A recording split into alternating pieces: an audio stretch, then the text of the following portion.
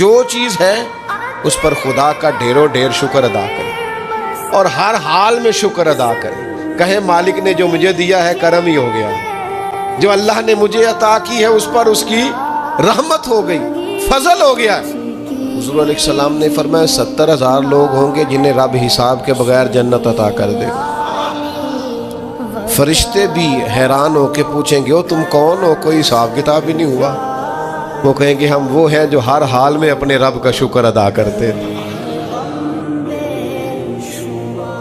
آپ صبر کریں, جو میرا رب چاہتا ہو اس پہ راضی رہ کے دیکھیں, پھر ذرا راضی رہ کے دیکھیں, پھر دیکھیں کہ مالک کا فیصلہ کیا ہے. وہ آپ کے حق میں کوئی رحمت والا فیصلہ ہی فرمائے گا, پھر ذرا انتظار کر کے دیکھیں, پھر ذرا صبر کر کے دیکھیں.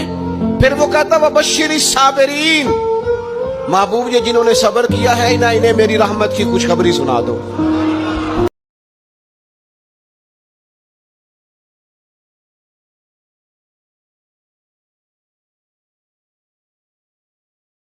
جب رب بندوبست کرتا ہے کسی کی عزت کی حفاظت کا تو پھر کوئی اسے رسوا کر سکتا.